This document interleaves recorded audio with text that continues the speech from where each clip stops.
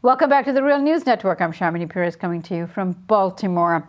We're in conversation with Bécquer Seguín. He is a Mellon Sawyer Seminar Fellow and doctoral candidate in Romance Studies at Cornell University. And we have been talking about Podemos, how it came to be, and the support it has in Spain at 1.25 million leading up to the European Parliament elections last May. Now we're going to talk about how this translates in Spain. It's in terms of local elections coming up, so my first question to you, Bécquer, is how do you think Podemos is going to do in the upcoming elections? Because they are currently leading in the polls, aren't they? Sure. Yeah. So there's a series of different polls, but yes, one of the major polls has them leading and has Pablo Iglesias becoming the next prime minister of Spain.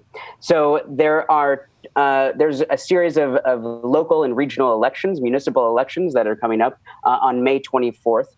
But actually, in some of the provinces, these elections have been put forward. So the earliest election, the first test for Podemos, will be in Andalusia. When those elections are on March 22nd. And there, one of the Podemos MEPs, Teresa Rodriguez, is running against Susana Díaz, who is the socialist candidate. And what's interesting about what's been going on is that these socialists in Andalusia have actually been talking to the right-wing party, to the Partido Popular, about a coalition, about having a coalition government in order to prevent Podemos from ruling the autonomous region of Andalusia.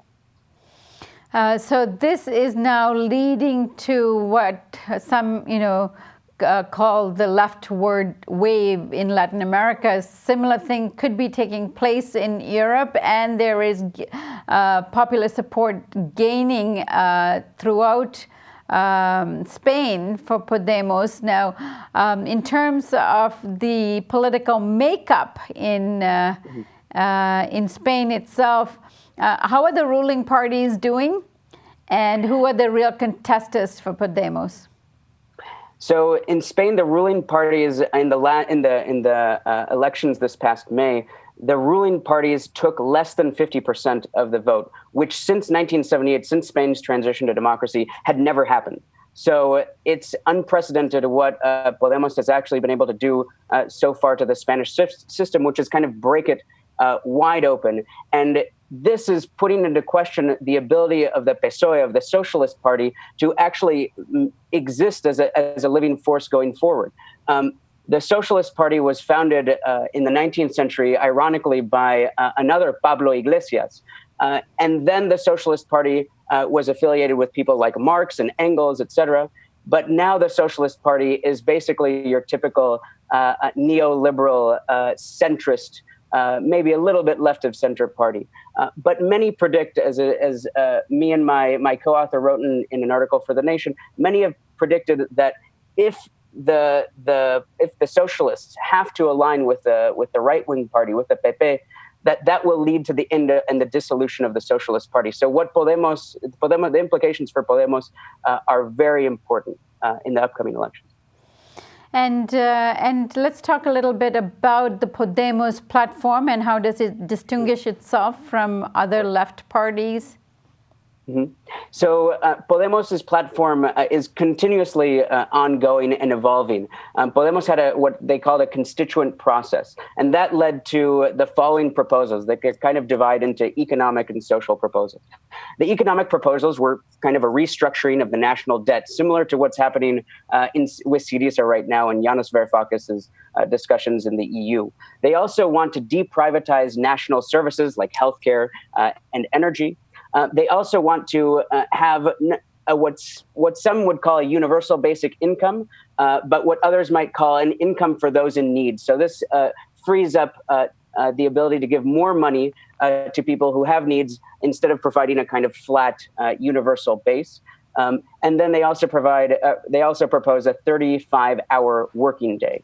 Now, those are the economic principles. Now, the social principles that they stand on are anti-corruption. In Spain, over the last 5 to 10 years, there have been many corruption scandals, especially leading right up to the House of the Monarchy.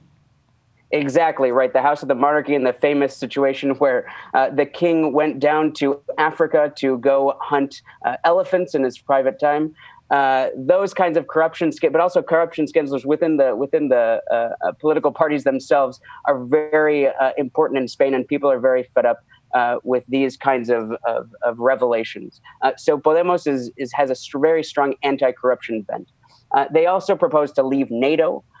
They propose to stop the evictions. As I mentioned earlier, there are hundreds of thousands of families and more than 1 million people in Spain have been evicted since the housing crisis that started in 2007. And they also, their kind of final proposal is to allow the autonomous regions of Spain to dictate whether they want to remain a part of Spain or not, right? So in other words, to leave the question of independence up to those autonomous communities. So like Catalonia, that's actually talking about separating. Exactly. So Pablo Iglesias' proposal would be to let the Catalans decide, right? Let these people make their own decisions, and those decisions would then be respected by the central government in Madrid. Right. Bécquer, I want to thank you so much for joining us and enlightening us on what's going on in Spain, and we'll certainly be writing this story, so I hope you join us again.